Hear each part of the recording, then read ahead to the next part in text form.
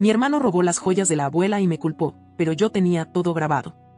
Cuando mi abuela Rosa murió, su ausencia no solo dejó un vacío en el comedor durante las reuniones familiares. Fue como si, con su partida, se abriera una caja de resonancia donde cada palabra no dicha durante décadas comenzó a sonar con más fuerza. Y lo más triste de todo es que, aunque su voz ya no estaba, su sombra seguía tratando de mantenernos unidos, sin éxito. Rosa no era de esas mujeres que dominaban una sala con su risa o con discursos dramáticos. No. Ella tenía esa clase de presencia que se impone desde el fondo, sin necesidad de ruido. Siempre estaba ahí, rellenando las copas con jugo antes de que pidieras más, poniendo su rebanada de pan en el plato de otro cuando notaba que se había quedado sin. Y cuidando las plantas con una paciencia que parecía extenderse también a las personas. Tenía esa autoridad que no viene del grito, sino de la coherencia. Y en vida lo dijo muchas veces, sus joyas no eran tesoros de lujo, sino trozos de historia familiar. Pequeñas reliquias con nombres propios, fechas grabadas en el recuerdo, momentos que solo existían porque ella los cargó en la piel y en el pecho. Mi abuela repetía que no quería que esas piezas quedaran guardadas como recuerdos tristes, sino que fueran llevadas por quienes demostraran tener la entereza de valorar su origen, su peso emocional. No se trataba de a quien quería más, sino de a quien respetaba más. Y yo, por alguna razón que en ese momento no comprendía, fui la única a la que confió la llave del joyero. Después del funeral, en medio del ambiente más hipócrita que recuerdo haber vivido, mi madre propuso quedarnos un rato en la casa de la abuela para ordenar sus cosas. La familia ya sabía que lo más valioso no estaba ni en cuentas ni en papeles. Era esa caja de terciopelo rojo que guardaba las joyas que todos conocíamos como si fueran parte del álbum familiar. Mi padre ya no estaba con nosotros desde hacía años. Mi hermana menor no pudo viajar. Así que solo quedamos mi madre, mi hermano mayor, Julián, y yo. Yo misma había ayudado a la abuela a sellar el sobre donde dejó las llaves del joyero. Fue una tarde silenciosa. Ella se sentó en su butaca, escribió su firma sobre la cinta adhesiva y me miró de una forma distinta. Me dijo que si algo le ocurría, debía asegurarme de que nadie se quedara con lo que no le correspondía por derecho, no por apellido, sino por decencia. 2 días después del entierro, Julián me llamó con su tono habitual, como si nada en el mundo le pesara. Dijo que necesitaba pasar por la casa a revisar unos papeles del seguro de vida. No sospeché nada. Al fin y al cabo, él era el hermano mayor, el que siempre parecía saber qué hacer, aunque rara vez hiciera algo realmente. Esa tarde salí a hacer algunas vueltas, confiando en que todo estaría en orden. Pero cuando volví a casa, algo no encajaba. El armario de la abuela estaba ligeramente abierto, como si alguien lo hubiera dejado así a propósito. Y cuando me acerqué al rincón donde estaba la caja, supe de inmediato que algo andaba mal. El joyero ya no estaba. Solo quedaba el rectángulo claro sobre la madera donde había reposado por años. Abrí la caja fuerte y el sobre seguía intacto, cerrado con la misma cinta marrón que pusimos juntas. Las llaves seguían adentro. Lo supe entonces, nadie lo abrió por las buenas. Llamé a mi madre. Le conté lo que había descubierto, esperando encontrar en su voz algún atisbo de comprensión o preocupación. Pero no. Lo primero que dijo fue, tú tenías la llave, hija. La abuela confió en ti, ¿no sería más lógico que tú la hubieras tomado? Así, sin respirar entre frases, sin considerar nada más. Me sentí traicionada en un nivel que no sabía que existía. No solo por el robo, sino porque la primera en señalarme fue la persona que debía haberme defendido sin dudar. Y fue entonces cuando recordé algo. 2 semanas antes de que la abuela muriera, ella me pidió que instaláramos cámaras en la casa. Había habido varios robos en el vecindario, y aunque a mí me pareció una exageración, ella insistió. Colocamos discretamente un par de cámaras en el primer piso. Nadie más lo sabía. Yo revisaba las grabaciones cada semana. Corrí a buscar la tarjeta de memoria. Con las manos temblando, cargué el archivo del día en que Julián estuvo en la casa. Y ahí estaba. Con su sudadera azul, mirando hacia los lados, abriendo el estante, sacando el joyero y guardándolo en una mochila. Todo en cámara. Sentí que el pecho se me apretaba. No grité. No lloré. Solo lo miré una y otra vez, y supe que no podía dejar esto así. Sabía que si lo confrontaba en ese momento, todo se volvería una batalla campal. Necesitaba hacerlo de forma irrefutable. Así que llamé a mi madre y le propuse organizar una reunión familiar, para hablar de las pertenencias de la abuela. Ella aceptó sin problemas. Pensó que quería repartir cosas o tal vez leer alguna carta póstuma. Mientras tanto, conseguí un proyector de la oficina donde trabajo y cargué el video en una carpeta segura, con la fecha y hora visibles. No dije nada a nadie. Esperé el momento adecuado. El día de la reunión, todos estaban reunidos alrededor de la mesa del comedor, donde todavía quedaban restos de pan dulce que mi madre había horneado como si todo fuera una tarde de domingo. Con voz serena, Pedí un par de minutos para mostrar algo importante antes de que discutiéramos lo que había en la casa. Apagué las luces, encendí el proyector y reproduje el video. Las imágenes hablaron solas. Nadie dijo una sola palabra mientras Julián aparecía revisando los cajones, abriendo el armario, sacando la caja, saliendo por la puerta de atrás. Cuando el video terminó, el silencio fue más pesado que cualquier grito. Esperaba incomodidad, incredulidad, pero no lo que vino después. Mi madre se levantó y, sin mirar la pantalla, dijo que eso no probaba nada. Que en estos tiempos cualquiera podía editar un video. Que era bajo de mi parte haber hecho eso justo ahora. Mi tía murmuró que los problemas de familia se resolvían en privado. Y Julián solo se encogió de hombros y dijo que tal vez yo era la que necesitaba atención. Que qué conveniente que justo yo tuviera cámaras. Esa noche me quedó claro que no habría justicia familiar. Así que, como ya no era un asunto entre hermanos, decidí convertirlo en lo que realmente era, un crimen. Y estaba lista para llevarlo tan lejos como fuera necesario. Pasaron 3 días desde aquella reunión y todavía sentía el zumbido en los oídos. No era un sonido físico. Era esa clase de ruido que queda cuando la decepción es tan grande que se vuelve parte de tus sentidos. Dormía poco. Comía menos. Y aún así, algo dentro de mí seguía de pie. Me senté frente al computador, abrí la carpeta donde guardaba todo lo relacionado a las grabaciones y empecé a organizar los archivos. Capturas con fechas visibles, el video completo sin cortes, el sobre cerrado con la firma de mi abuela, el testamento escaneado donde se mencionaban sus deseos con respecto a las joyas. No lo hacía por obsesión. Lo hacía porque ya no confiaba en nadie. Y si la única forma de que me creyeran era demostrar que cada uno de mis pasos estaba documentado, entonces iba a tener todo listo para cuando fuera necesario. Fui a la estación de policía del condado. Entré con los papeles bajo el brazo, como quien lleva un expediente olvidado en una oficina. Me recibió un oficial joven, con el uniforme un poco arrugado pero con los ojos despiertos. Le conté todo. Sin adornos, sin exagerar. Cuando terminé, le mostré el video. Lo vio 2 veces. La segunda vez pausó y me preguntó si podía quedarse con una copia. Le entregué una USB y me pidió que esperara un momento. Pasó casi 1 hora antes de que regresara con un formulario. Iniciamos una denuncia por hurto de propiedad heredada. Lo siguiente era verificar si las joyas ya habían sido vendidas o empeñadas. Volví a casa. Me senté con el celular en la mano y entonces recordé algo que casi había olvidado, unos meses antes, cuando Julián tuvo un problema médico. Le presté dinero y me pidió que firmara como contacto autorizado temporal para su cuenta bancaria. Él nunca quitó ese acceso. Entré en la app. No esperaba encontrar mucho. Pero en el historial vi 2 retiros recientes. Uno en una tienda de empeño en el centro de la ciudad. Otro en una joyería de segunda en el barrio coreano. Ambos por montos menores a $500.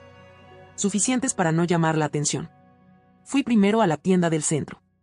Llevaba impresas varias fotos de las joyas, la gargantilla de hojas, el broche con la inicial de rosa, el anillo de ópalo que todos sabíamos que era su favorito. El hombre detrás del mostrador reconoció varias de inmediato.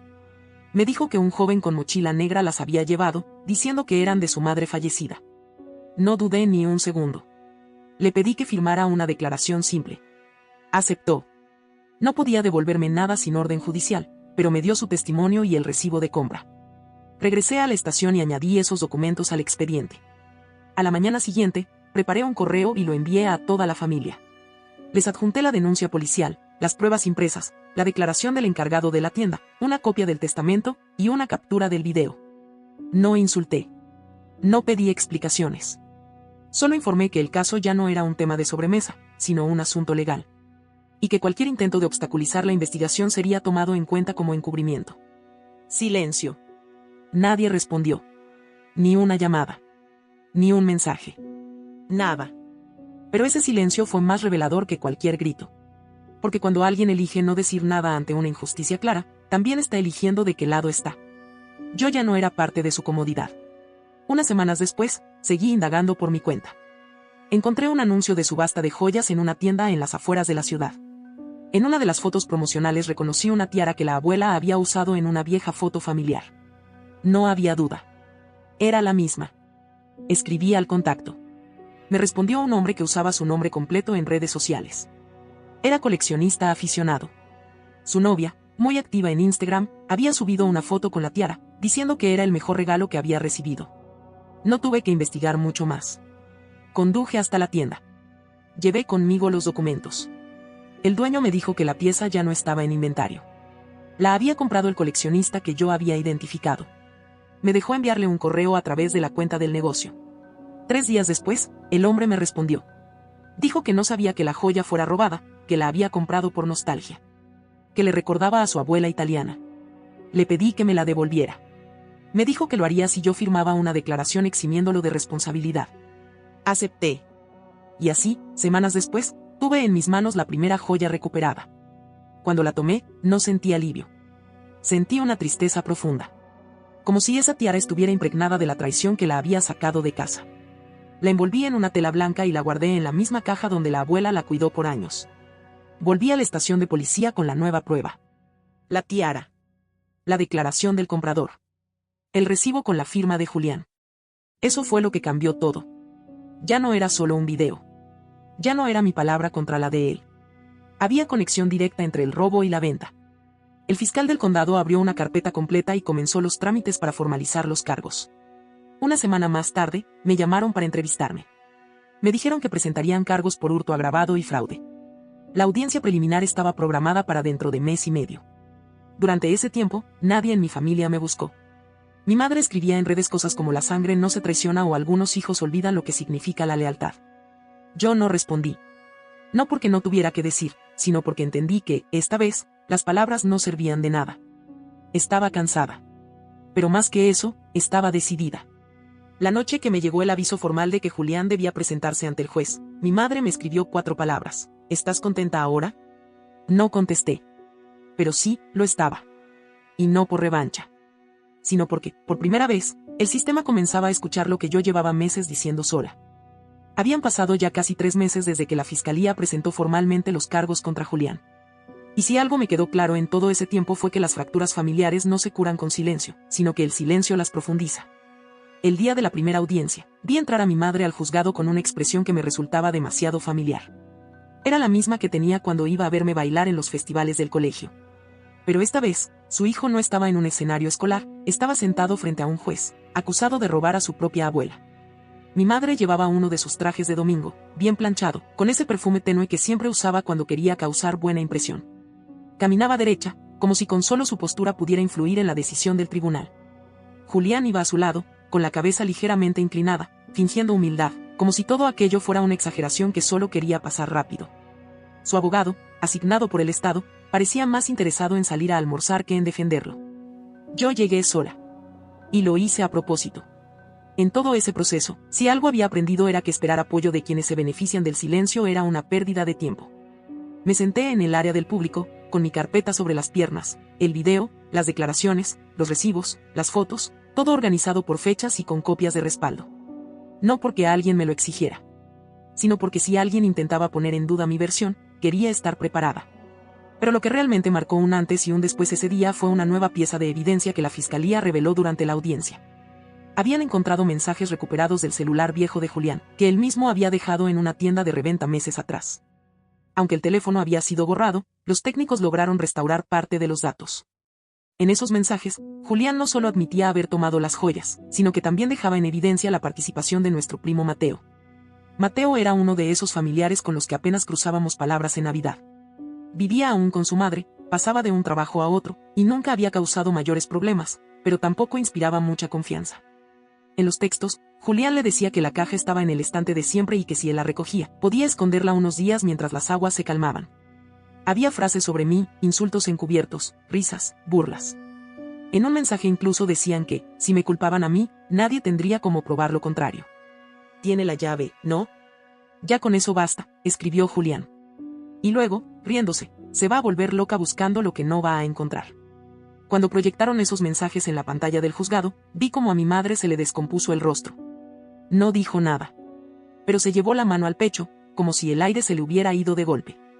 Bajó la mirada. Y por primera vez, no buscó mi cara. Ese fue el momento exacto en que entendí que ella sí sabía lo que estaba pasando. Pero no estaba lista para asumir las consecuencias de aceptarlo. El juez ordenó incluir a Mateo en la investigación. Lo citaron la semana siguiente.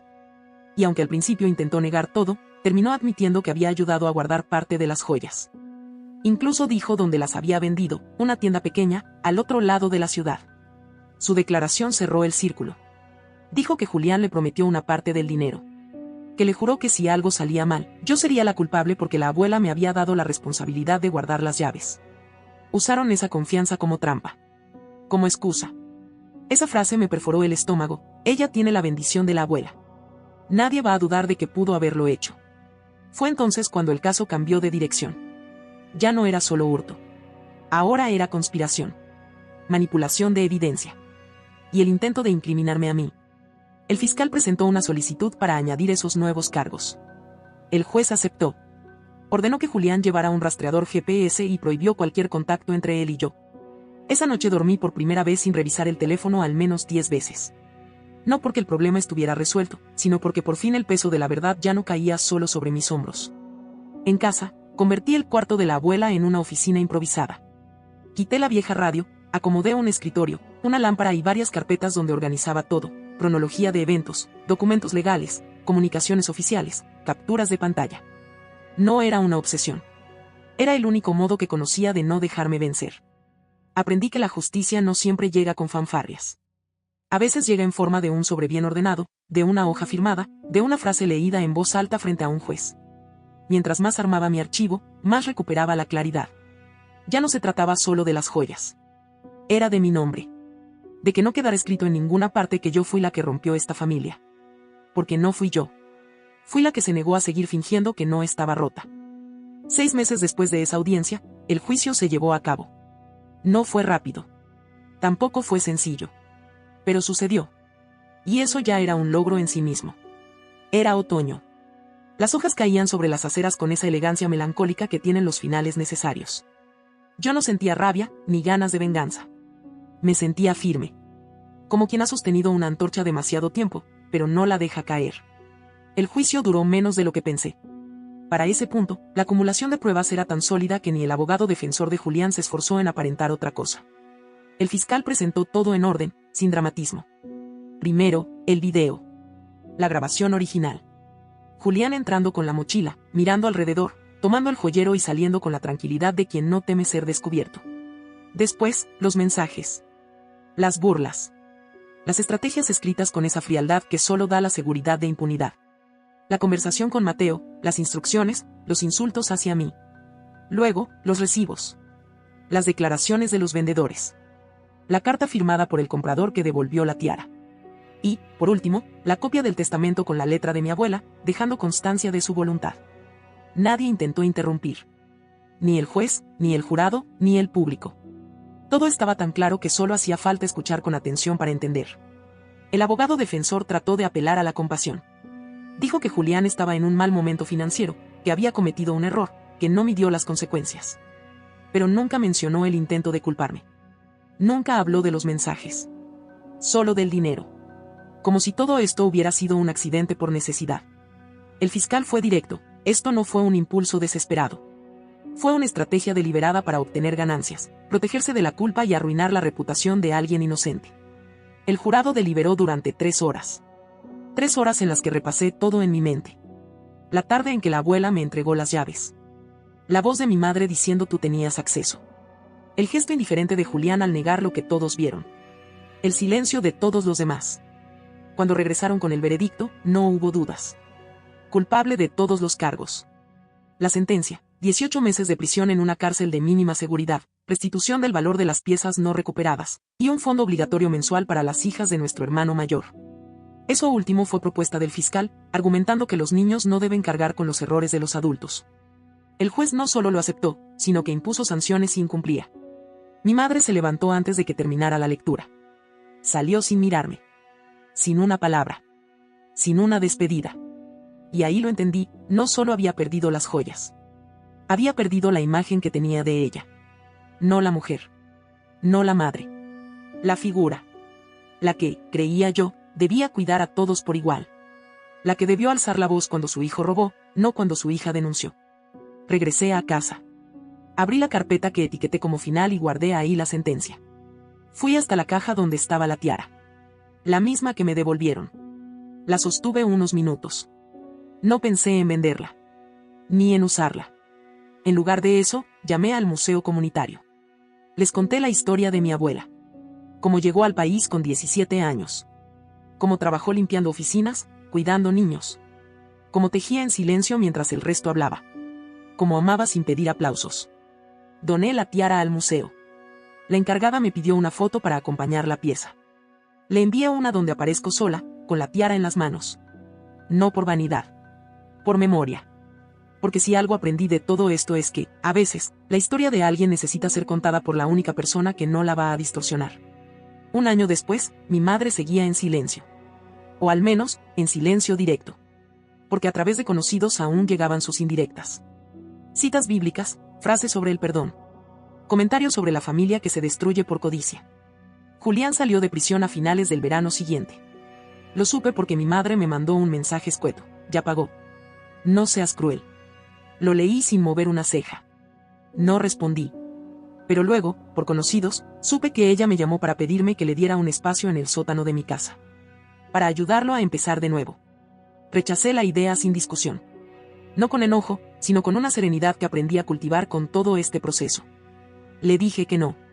Que la casa donde vivo no será refugio para alguien que intentó destruir mi nombre por evitar enfrentar sus actos. Ella suspiró. Colgó. No volvió a llamar.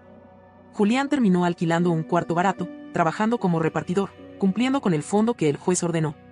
Irónicamente, el dinero que debía girar cada mes era para las niñas a las que siempre llamó molestas o cargas. Cada pago era una mínima parte de lo que se llevó. Pero también era un recordatorio, que hay consecuencias, aunque lleguen tarde. Yo, por mi parte, renuncié a mi antiguo trabajo. Abrí un pequeño despacho desde el cuarto que fue de la abuela. Empecé a asesorar a personas que necesitaban ayuda con testamentos, herencias, documentos legales. No soy abogada. Pero tengo formación en administración y trabajé años en seguros. Y, sobre todo, tengo la experiencia. La historia. Mis clientes llegaban con miedo. Con dudas. Con familias rotas por secretos no dichos. Yo los escuchaba, les mostraba cómo ordenar sus papeles. Pero también les ofrecía algo más difícil de conseguir, claridad. Nunca usé la palabra venganza. Pero sabía que, en el fondo, eso era. No para destruir, sino para evitar que otros pasaran por lo mismo. Una tarde, mientras terminaba el testamento de una clienta, me llegó un correo sin asunto. Decía, vi tu nombre en el museo, ¿fuiste tú la que puso la joya de rosa? Era de una mujer llamada Teresa, que decía haber sido vecina de mi abuela. Me contó que la recordaba con cariño. Que solían charlar en el centro comunitario. Que ella hablaba de mí como la nieta que no se deja de nadie. Lloré. Como no lo hacía desde el juicio. No por tristeza. Sino por validación. Fui al museo unos días después. Pedí ver la vitrina. Ahí seguía. Con su placa, donada en memoria de Rosa L. Por su nieta. Como símbolo de dignidad, resistencia y legado. La encargada me mostró un libro donde los visitantes dejaban mensajes. Uno de ellos decía, gracias por hacer justicia sin destruirte en el intento. No tenía firma. Pero no importaba. Lo había logrado. Y no por rencor. Ni por demostrar nada. Sino por memoria. Por respeto. Por no haberme callado. Porque entendí, finalmente, que la libertad no siempre llega en forma de reconciliación. A veces llega como un archivo cerrado, como una tiara en una vitrina, como una historia contada sin adornos. Una historia que ya no duele. Solo vive. No olvides dejar tu opinión en los comentarios, dejar tu like y compartir este video.